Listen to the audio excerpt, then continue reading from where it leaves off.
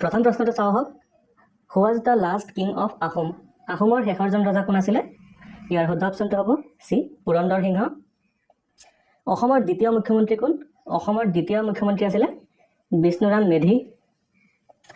৩ number প্ৰশ্ন, অসম চিকিৎসা মহাবিদ্যালয় ক'ত অৱস্থিত? অসম চিকিৎসা মহাবিদ্যালয় ডিব্ৰুগড়ত অৱস্থিত। নৰনাৰায়ণ সেতু ক'ত অৱস্থিত? নৰনাৰায়ণ সেতু যোগীঘোপাত অৱস্থিত। ভাৰতত কেতিয়া ৰঙীন টিভি প্ৰৱৰ্তন কৰা হৈছিলে?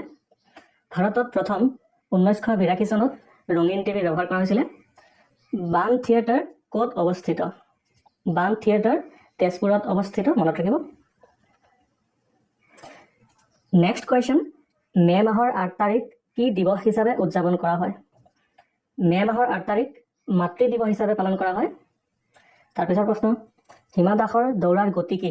হিমা দাসৰ দৌৰৰ গতি হৈছে 50.79 ছেকেণ্ডত 400 মিটাৰ দৌৰি অতিক্ৰম কৰিছিলে, ৰেকৰ্ড কৰিছিলে। 2022 চনত অসম বৈভৱ বঁটা কাক প্ৰদান কৰা হয়? 2022 চনৰ অসম বৈভৱ বঁটা ৰতন টাটাক প্ৰদান কৰা হৈছে। ৰাছিয়া আৰু আলাস্কাক কোনটো জলদ্বীপে সংযোগ কৰিছে? ৰাছিয়া আৰু আলাস্কাক বেৰিং দ্বীপ অৰ্থাৎ বেৰিং ষ্ট্ৰেটে লগ লগাইছে। ছুনামি ক'ত হয়? ছুনামি মহাসাগৰত হয়।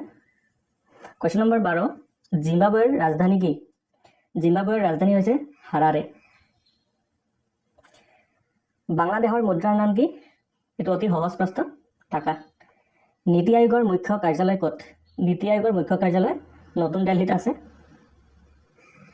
শিক্ষাৰ অধিকাৰ আইন কোনটো আৰ্টিকলত আছে? শিক্ষাৰ আইন আৰ্টিকল 21 ক্লজ 8 আছে। শেহতীয়াকৈ অসমৰ নতুন কেবিনেট মন্ত্ৰী হ'ল হৈছে জয়ন্ত মল্ল বৰুৱা। কোনটো ট্ৰফি আন্তঃ মহাবিদ্যালয় প্ৰতিযোগিতাৰ বাবে দিয়া হয়? ইয়াৰ শুদ্ধ অপশ্যনটো হ'ব বৰদলৈ ট্ৰফি। UAEৰ মুদ্ৰাৰ নাম কি? UAEৰ মুদ্ৰা হৈছে দিৰহাম। কোনটো খেলত বল ব্যৱহাৰ কৰা নহয়? বেডমিণ্টন খেলত। ডুৰণ লাইন কোনটো সংযোগ কৰিছে? ডুৰণ লাইনে পাকিস্তান আৰু আফগানিস্তানক সংযোগ কৰিছে, মনত ৰাখিব। নেক্সট কুৱেশ্যন, শেহতীয়াকৈ ৰমন মেগছেছে বঁটা কাক প্ৰদান কৰা হৈছে? অলপতে ৰবিশ কুমাৰক ৰমন মেগছেছে এৱাৰ্ড প্ৰদান কৰা হৈছে।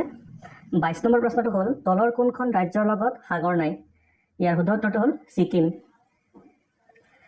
প্ৰথমটো ব্যক্তিগত বেংক স্থাপন কৰা হৈছিল। প্ৰথমটো ব্যক্তিগত বেংক হৈছে এক্সিছ বেংক।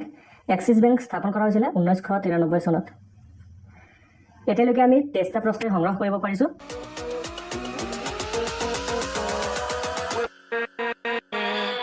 With